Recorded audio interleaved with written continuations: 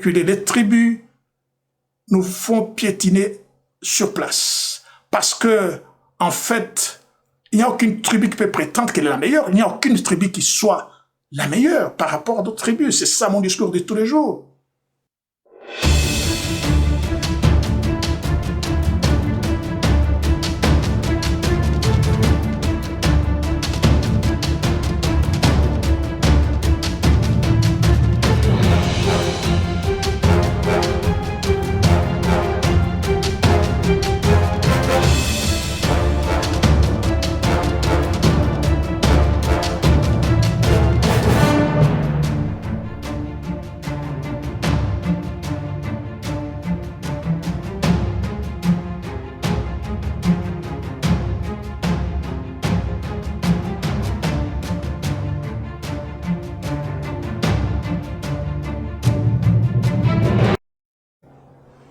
Bonsoir mesdames, bonsoir mesdemoiselles et messieurs, chers compatriotes, bonsoir.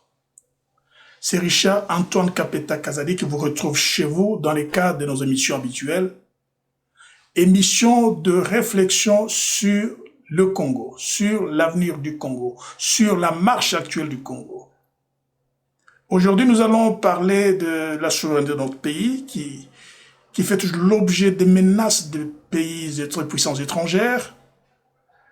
Nous allons parler en fait aussi de la justice pour les criminels, ceux qui ont tué le pays, ceux qui l'ont ramené à l'état où il est. Nous parlerons aussi, en fait, quand nous parlons de la justice pour ceux qui l'ont tué, ce sont nos compatriotes qui ont dirigé le pays, qui ont dirigé des entreprises, qui ont assumé des responsabilités. Ces gens, qu'est-ce qu'il faut faire avec eux?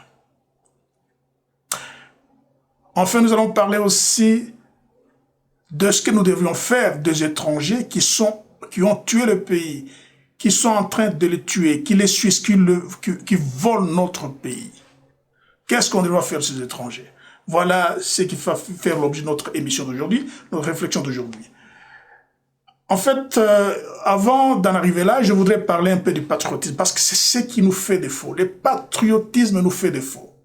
Nous versons dans le tribalisme, dans l'ethnicisme, dans les injures parce que nous ne sommes pas patriotes. Il faut que les gens arrivent à comprendre que le patriotisme est fondamental pour aiguiser la conscience nationale d'un pays. Et patriotisme, la fierté que chacun peut avoir pour le pays. Le dévouement, l'engagement que quelqu'un peut prendre pour son pays, jusqu'à donner sa vie. Moi, je vais aller à la guerre pour libérer le Congo. C'est du patriotisme. Je vais vous donner quelques exemples que je considère aussi, parce que même les petits-enfants, ils devraient être préparés au patriotisme. Pour que le pays de demain soit un pays où des gens comprennent que l'intérêt supérieur de la nation vaut plus que n'importe quoi. Prévaut au-dessus de tout autre intérêt. J'étais tout petit dans les années 60, très petit, à l'accession du pays à l'indépendance. On s'est retrouvé de jeunes gens au bord des routes, dans la commune de la Rochie, en train de crier à tout passant « Indépendance! Indépendance !» Nous avions une joie que nous ne savions pas expliquer. Est-ce cela le patriotisme? Je ne sais pas, mais nous étions très heureux, très contents de crier l'indépendance, pour saluer les gens qui passaient ces jours-là d'indépendance et aussi qui nous saluaient avec joie en retour. Mais j'ai vécu un sentiment patriotique en 1968. Quand j'ai vu le bombardier Kalala, la Coupe d'Afrique de Nations de football. Une coupe que le Congo avait gagnée en Éthiopie, face au redoutable Black Star avec des joueurs légendaires comme Fom, comme Osekofi, comme Robert Mensah, les léopards de Kalala, de Kabamba, de Kassongo, de Kibonge, ils avaient gagné la Coupe d'Afrique des Nations. C'est tout le monde qui était dans la joie. Je pense, si je ne me trompe pas, que nous avons eu même un jour de congé pour célébrer ces grands événements. Ça, c'est les sentiments patriotiques. Mais j'ai vécu les sentiments patriotiques avec discernement en 1968. 74. Je me rappelle encore la voix sonore des Bassonga Nzinga qui résonne dans mes oreilles quand ils criaient Ndaya Mark, Ndaya Mark. Nous jouons contre la Zambie en finale. Après avoir éliminé l'Égypte, la coupe qu'on avait appelée Moseka. Et j'étais étudiant sur le campus, nous nous embrassions de toutes les origines. On fêtait, on célébrait, on sautait, les enfants de Bandundu, les enfants du Kassai, les enfants du Kata, qui étaient en train de célébrer la victoire des léopards. Voilà la fibre patriotique qui était en ébullition, qui était en train de vibrer. J'ai vécu aussi cet événement, cette vibration de la fibre patriotique en 90, lors de l'élection de M. Etienne Tshisekedi Mulumba comme Premier ministre de la Conférence nationale. C'était incroyable. C'est tout le monde, peu importe leurs origines, qui avait célébré cet événement et nous nous sommes retrouvés à l'imiter très tôt matin, une foule incommensurable, une marée noire, une marée humaine, pour célébrer cette victoire, parce qu'on s'est dit, voilà les résultats de la lutte de plusieurs années. Mais attention, cette lutte, nous l'avons célébrée avec la victoire de Félix Antoine Tshisekedi, élu comme président de la République. C'était le couronnement. C'est sûr qu'il y a eu des enfants du Congo, de la meilleure patrie, de toutes les origines, qui ont fêté, qui ont célébré, n'est-ce pas, cette victoire de Félix Antoine Tshisekedi comme fils de la nation, fils de ce pays, qui a eu la victoire après plusieurs années de pleurs, plusieurs années de sacrifices énormes, beaucoup de morts. Eh bien, aujourd'hui, on arrive à avoir un nationaliste à la tête du pays. En fait, c'est cela que nous devions vivre. Nous n'avons pas... Moi, je me rappelle, en 1900, autour des années 70, toujours, Mobutu qui présente un discours à la tribune de l'ONU. Nous avions jubilé à cause de les discours, l'intercelle discours que Mobutu avait prononcé. C'était une véritable éloquence qui a fait que tout patriote devait exprimer sa joie pour son président qui venait. Je ne l'ai pas exprimé en ce moment-là parce que, non, je n'étais pas Ngwandi, je n'étais pas Ngwaka, mais je n'étais pas de l'Équateur, mais j'ai célébré les prouesses de mon chef de l'État. C'est ça le Congo que nous voulons former, c'est ça le Congo de demain. Les tribus nous font reculer, les tribus nous font piétiner sur place. Parce que, en fait, il n'y a aucune tribu qui peut prétendre qu'elle est la meilleure. Il n'y a aucune tribu qui soit la meilleure par rapport à d'autres tribus. C'est ça mon discours de tous les jours. Toutes les tribus s'équivalent. Dans toutes les tribus, on trouve du génie. Dans toutes les tribus, on trouve des cancres. Dans toutes les tribus, on trouve des femmes vertueuses. Dans toutes les tribus, on trouve des femmes sans vertu aucune, des prostituées. Dans toutes les tribus, on trouve des voleurs, des hommes normaux, des hommes normaux, des hommes honnêtes, dans toutes les tribus. Donc, il n'y a pas de tribu qui peut prétendre être la meilleure tribu. Tant que nous allons nous accrocher à la tribu, nous freinons, c'est une pesanteur, nous freinons notre pays. Nous retardons notre pays à s'engager dans la voie, dans la véritable voie du changement, du progrès. En fait, je voulais parler là-dessus parce que nous avons le devoir, chacun à sa manière, d'instruire le Congolais à comprendre ce qui doit nous aider à faire progresser le pays. Et nous arrivons au point de la configuration de notre souveraineté. En fait, j'ai un point de vue ici d'un compatriote qui explique très bien ce que c'est vraiment la confiscation de la souveraineté. C'est ce qui est à la base de nos malheurs. On a confisqué notre souveraineté en 1960. Nous n'étions pas maîtres chez nous, nous n'étions pas maîtres de nous-mêmes. Nous avons choisi Lumumba, on nous a imposé Mobutu.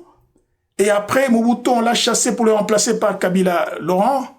Et Kabila, parce qu'on a compris qu'il était en train de comprendre certaines choses pour s'engager dans la voie de la souveraineté du pays, eh ben, on lui a tiré dans la tête. On nous a imposé Joseph Kabila. Et on était en train de nous imposer. C'est là qu'Alain développe quelque chose de très important. En fait, que je vais vous lire de manière assez brève. Alain parle de la Mouka pour vous dire combien c'est un danger qui allait à nouveau retourner le pays 60 ans en arrière. En fait, la MOCA est créée à Genève, c'est ce qu'Alain dit, dans une réunion présidée par Alain Dos. Combien de Congolais connaissent Alain Dos? Cet homme qui était le représentant du secrétaire général Kofi Annan au Congo. En fait, actuellement, Alain Dos est le président de la fondation Kofi Annan. Et qui sont les membres de cette fondation? Ça, c'est extrêmement important. Ce sont les multinationaux. Les sangs-su qui sont en train de tout nous prendre, ce sont eux qui sont les membres de cette fondation, les multinationaux. Par exemple, Glencore, qui est l'entreprise qui contrôle beaucoup de concessions minières, avec des comptes dans les îles Canaries, dans les Canaries, eh ben, ce sont les Total, ce Maître Abraham, ce Malta Forest, ce Soros. Eh bien, ces hommes d'affaires, réellement, qui sont-ils? En bref, c'est eux qui pèsent dans leur pays et dans la politique européenne. Par exemple, ceux de la Belgique, ceux qui ont pesé pour que Louis Michel et son fils soient au sommet de la politique belge, ces entreprises-là. De même pour Didier Reynders. Aussi en France, ce sont les hommes d'affaires membres de cette fondation qui ont tout fait pour que Macron soit président de la République. Et même pour son ministre des Affaires étrangères, ce sont tous ces hommes d'affaires qui contrôlent tous les grands médias du monde. Vous avez vu de quelle manière ils sont déchaînés contre Félix, de quelle manière ils étaient en train de rendre tous les hommages à leur candidat. Eh bien, ils contrôlent le journal Le Monde, ils contrôlent RTBF, ils contrôlent CBN, ils contrôlent CNN, New York Times. Voilà pourquoi on a vu des médias européens battre campagne pour la MOCA, contrôlés par ces multinationales. Qui conteste l'élection de Fachi comme président de la République? La MOCA, les multinationaux. Qui a créé la MOCA? Ce sont ces multinationaux membres de la fondation Kofi Annan qui l'ont créée à Genève. Pourquoi l'ont-ils créé? La plupart des membres de cette fondation sont des exploitants miniers en RDC. Et ces gens n'ont pas été contents du code minier qui a été voté par le Parlement, mis en place par le régime Kabila. Eux veulent toujours gagner davantage, mais ne jamais laisser quelque chose à la République. C'est un grand problème. Donc, si, par malheur, ces hommes avaient réussi à propulser leur homme à la tête de l'État, c'est un homme qui devait leur rendre compte, même pour un éternuement. Il éternue, il leur rend compte pourquoi il a éternué. Donc, nous serions encore emprisonnés pour des années. Et imaginez que ces gens-là, ils ne veulent pas croiser les bras parce que c'est un grand beefsteak, ce sont des gros intérêts. Et pour ce faire, il fallait mettre un chaos en République démocratique. C'est ainsi que vous avez vu Fayulu en train de balbutier, parler du chaos, Mosito parler du chaos, parce que les multinationales leur avaient recommandé absolument de s'engager dans les voies de créer un chaos au pays parce qu'ils vont les soutenir. Voilà des choses que les gens ne semblent pas comprendre. Tout ce qu'il y a, l'enjeu principal, fondamental, c'est de s'approprier de notre souveraineté, de nous empêcher à être maîtres de nous-mêmes chez nous, maîtres de nos minéraux, maîtres de toutes choses. Alors, faut-il de la justice contre ces criminels d'AFDR, les criminels qui ont gouverné le pays pendant 18 ans, à l'issue desquels il n'y a eu aucun progrès social. Il y a eu confiscation, si vous voulez bien, de notre patrimoine par ce genre. Un petit groupe de gens qui contrôlent tout absolument, un petit groupe de gens qui s'est donné des grandes fortunes, un petit groupe de gens qui a commis des délits terribles, et qui a tué des gens, qui a bafoué les droits humains, qui a empêché la liberté de gens de s'exprimer. Et qu'est-ce qu'il faudra faire de ce genre? Est-ce qu'il faut de la justice contre ce genre? Ici, il y a des opinions qui se frottent dans le pays, qui s'affrontent dans le pays. La première opinion, c'est celle du chef de l'État. Comme vous le savez, le chef de l'État, c'est les garants de la paix et de la sécurité dans le pays. Le chef de l'État pense qu'il ne doit pas les fouiner. Il ne doit pas les fouiner, il doit oublier, nous devons repartir à zéro, juger les gens par rapport à ce qu'ils vont faire aujourd'hui. Ça, c'est une opinion, bien sûr, qu'une grande partie des Congolais aussi épouse. Il y a aussi une opinion de ceux qui pensent le contraire, qui vous disent, écoutez, nous ne demandons pas au chef de l'État de fouiner, mais nous voulons tout simplement qu'il y ait la justice, que l'on sache exactement ce que ces gens ont fait. Ces gens ont saigné le pays. Le pays est toujours dans un état exempt. Et nous devons savoir où est parti tout cet argent. Nous devons savoir pourquoi il y a eu des morts. Nous devons savoir qui sont morts parce qu'il y a des gens qui n'ont pas de tombe. Et il y a beaucoup de gens aussi qui pensent, ceux qui ont perdu un frère, un ami, un cousin, ceux dont la mère a été violée, la sœur, la cousine, la tante. Tous ces gens voudraient que ce général qui est à la base de ça soit jugé. Ils voudraient que ce commandant, je ne sais pas moi, chef rebelle qui a aujourd'hui entre les mains de l'État, qui a été à la base de ceci, soit jugé. Je crois qu'ils ont raison. Il y a aussi une opinion étrangère. Opinion étrangère, c'est notamment nos plus grands alliés, les États-Unis. Ils ont affirmé haut et fort qu'il n'est pas question de laisser ces gens, surtout, ils disent clairement qu'ils ne s'intéressent pas aux problèmes qui sont passés sur le plan des élections, mais ils voudraient savoir exactement ce qui s'est passé sur le plan des droits de l'homme, sur le plan de liberté qui ont été bafoués, sur des massacres commis dans le Kasaï, des massacres commis, toutes ces histoires-là, ils voudraient qu'on puisse... Alors, là, on s'en remet au chef de l'État, qui devrait voir dans quelle mesure toutes ces opinions comptent, et je vous dis qu'il y a certaines opinions qui sont soutenues par des gens extraordinaires, des gens exceptionnels. Je pense ici à Dr Mukwege.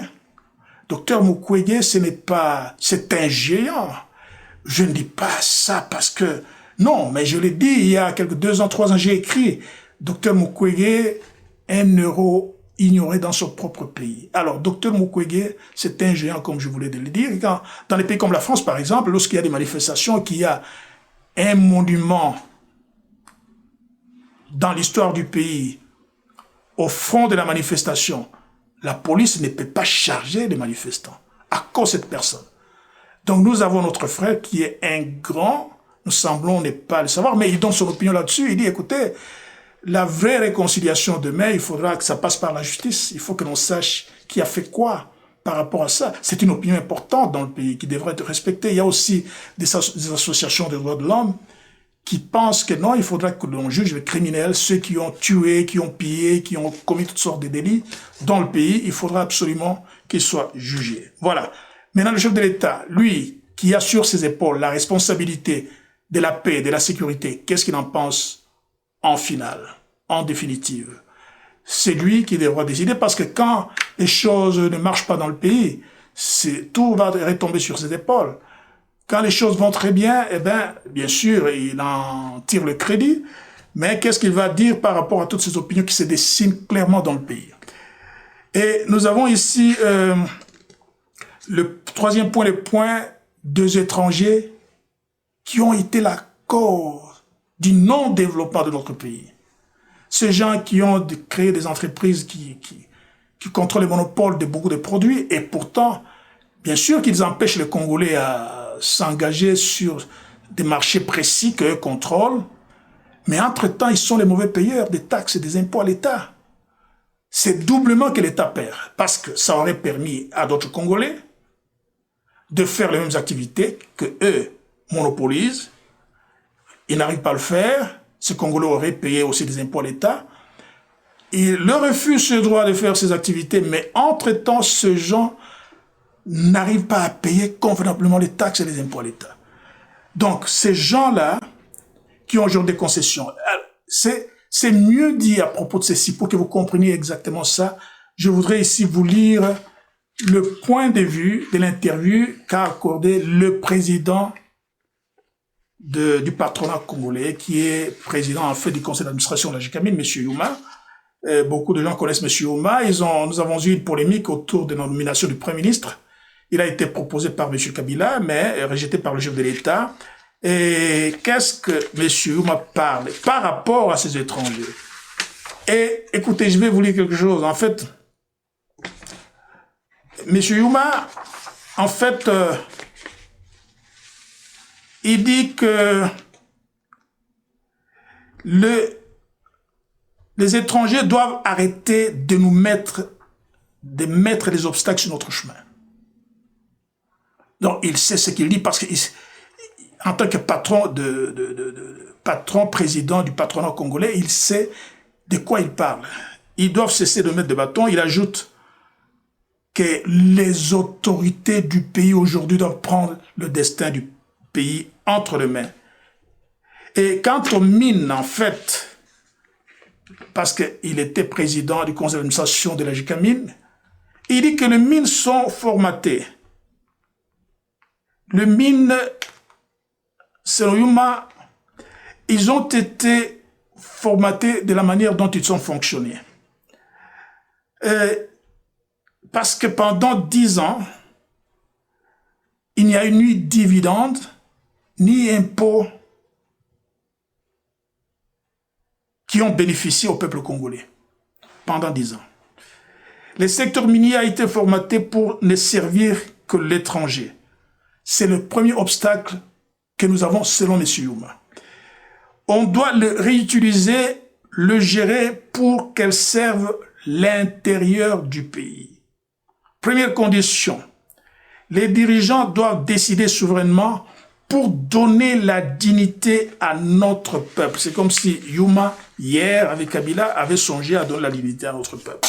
Aujourd'hui, il le reconnaît. Donc, c'est un aveu qu'ils ont fait. Ils ont commis beaucoup de gaffes et qu'aujourd'hui, il faudra qu'on donne la dignité à notre peuple. Nous devons, c'est toujours Youma, nous devons gérer les mines en regardant les besoins de notre peuple et en prenant en main ce que nous avons, l'outil des contraintes. Voilà, Youma aujourd'hui préconise l'utilisation par le gouvernement de l'outil des contraintes vis-à-vis de l'étranger. C'est nous qui possédons. Le mine nous appartient, le cuivre nous appartient, le cobalt nous appartient. Ça nous revient à nous. Si les étrangers ne veulent pas qu'on partage avec eux l'exploitation, ça veut dire que l'exploitation de mines ne nous revient pas et c'est exploité totalement par les étrangers. C'est un grand aveu de ce qui se passe.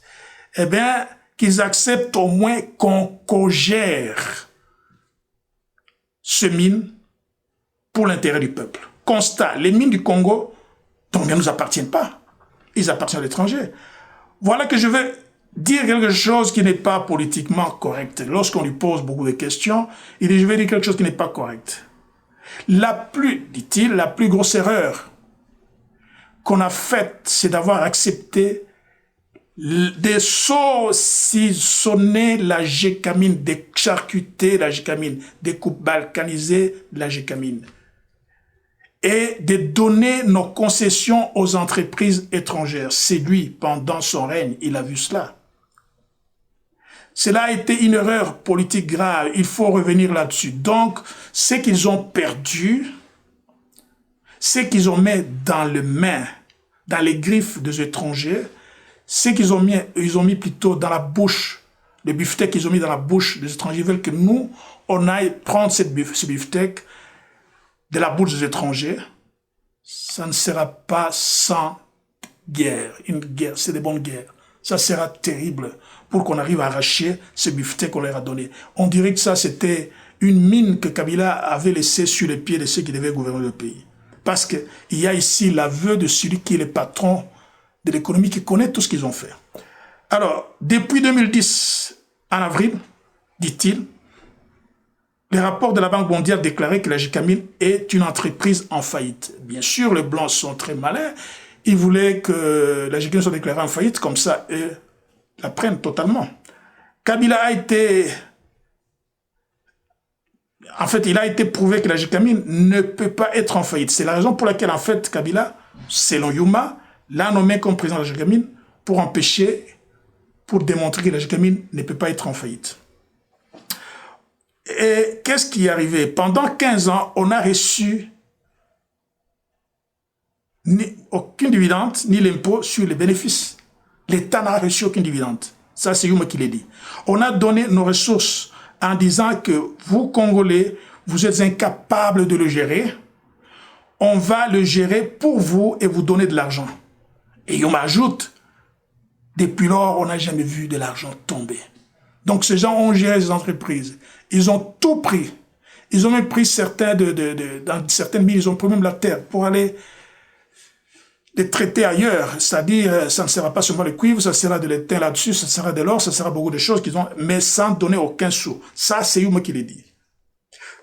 Maintenant, nos dirigeants doivent dire aujourd'hui que ça suffit. Donc, les dirigeants au pouvoir aujourd'hui au Congo doivent dire que ça suffit. Là où eux ont laissé faire, là où eux ont permis à ces gens-là de prendre contrôle de nos mines, de nos biens, de nos concessions, on ne sait même pas si eux-mêmes sont des gestionnaires ils ont des parts dans ces entreprises, dans ces concessions.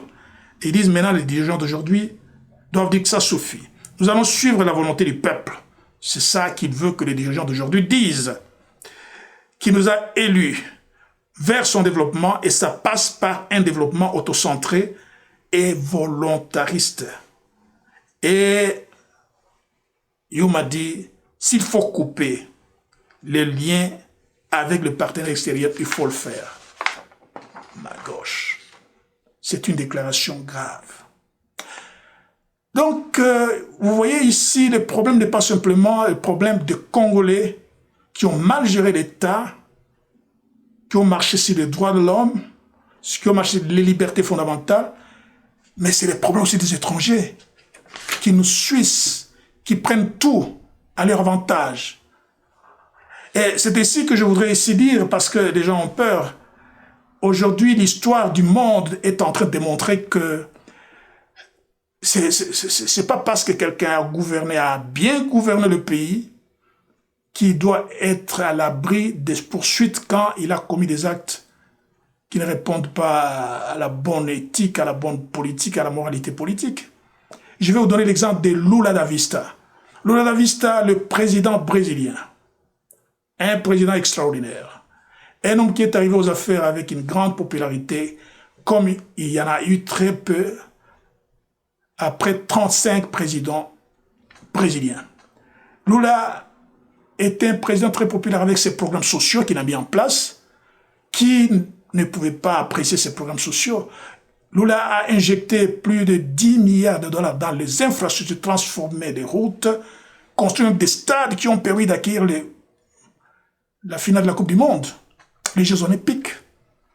Et ce Lula a été accusé d'avoir été impliqué dans des histoires de corruption. Corruption passive, ça veut dire ce qu'on appelle le COP. Il facilite aux gens d'avoir ceci, on lui donne des commissions. C'est de l'infraction. Ça, non, c'est de l'infraction.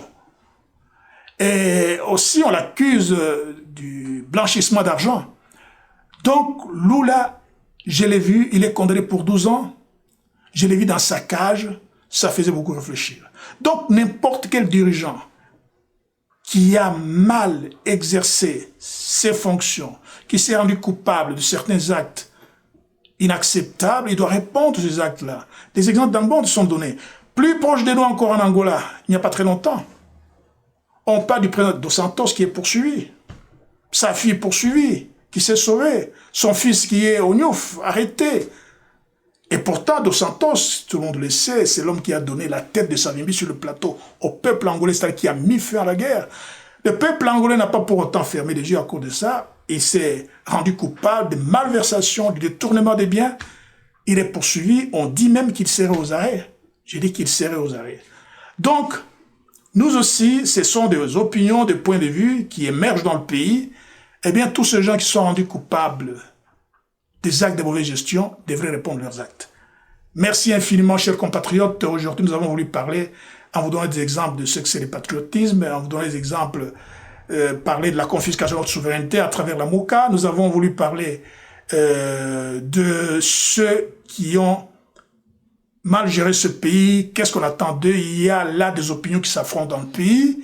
Il y a notamment de l'opinion chef de l'État, bien sûr, qui est épousée par une certaine portion importante de la population. Il y a les opinions qui sont soutenus par des grandes personnes, des personnes de grande notoriété, notamment le docteur Mukwege, qui pensent que non, on doit absolument juger ces gens par rapport à ce qu'ils ont fait dans le pays. C'est ça, on aura la bonne réconciliation par rapport à ça. Et nous, nous disons que il faudra un signal fort, très fort à notre peuple, que ceci ne se reproduira pas. Ce signal, ce n'est pas en cajournant les gens qui ont mal géré, mais plutôt en posant des actes de fermeté à leur égard. Si on ne veut pas que Kabila réponde, mais il y a des gens autour de Kabila qui doivent répondre. Voilà, chers compatriotes, ce qu'on avait pour vous aujourd'hui. On se donne rendez-vous pour la semaine prochaine s'il y a une actualité qui vaut la peine.